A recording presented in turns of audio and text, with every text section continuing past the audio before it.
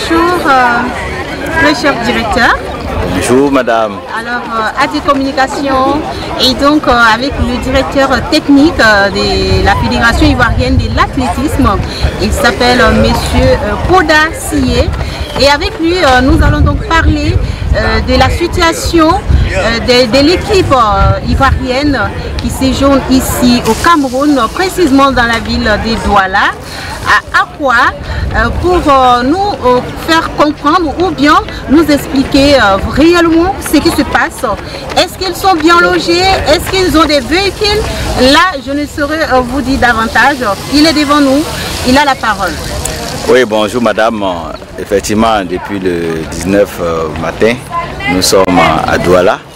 C'est vrai qu'à l'arrivée, pour toute organisation, il y a toujours des difficultés.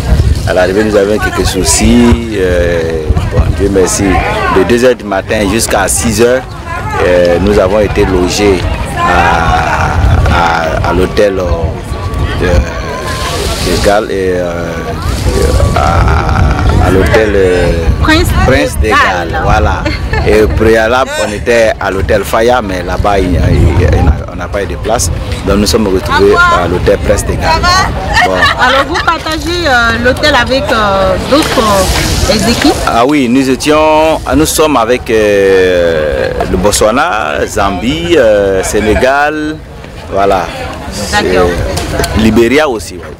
Okay, allez-y. Alors, c'est vrai qu'au début, nous avons quelques difficultés, bon, mais pour les questions d'hébergement, tout est entré dans l'ordre.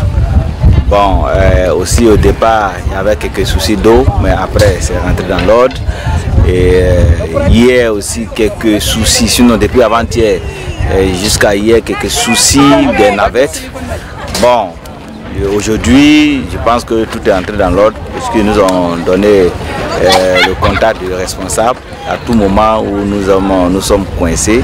Et il fallait le contacter simplement et puis il venait décanter la situation. D'accord, je vais revenir un peu en arrière parce qu'on a notre, on va dire, championne, Ralo Josué, et qui a donc posté pour parler dans des taxis. Elle dit comme ça qu'elle a emprunté pour venir au stade.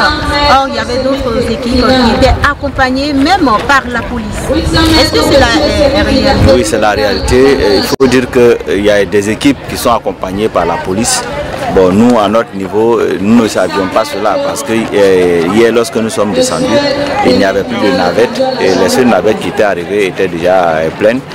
Et quand on regarde l'heure à laquelle les navettes vont venir nous chercher et l'heure de la fin de l'échauffement, nos filles et nos hommes même n'allaient pas pouvoir être prêts pour la compétition. Et nous étions obligés de les faire venir en taxi. Et Dieu merci, quand ils sont venus, et moi j'ai attendu la navette. J'ai pris la navette et quand ils sont arrivés, 10 minutes après, ils les ont appelés en chambre d'appel. Donc nous avions eu raison de prendre des taxis parce que si nous n'avions pas pris de taxi, la commission ne serait pas bien préparée pour le résultat que nous avons connu. Alors, mais qu'est-ce qui a posé ce problème? Est-ce que c'était au niveau de l'organisation? Oui, c'est au niveau de l'organisation. Logiquement, ils nous avaient donné des horaires, mais les horaires ne tenaient plus parce que faire venir les gens à 7 h 30 et puis faire venir les derniers à 9 h alors que les gens ont des compétitions à 14 h 30, c'est pas bon dans la mesure où même les gens doivent manger tout ça. C'est compliqué, il fallait prendre le petit déjeuner et puis bon, être prêt à venir sauter le dîner et le déjeuner disons et puis bon, continuer faire la compétition puis rentrer.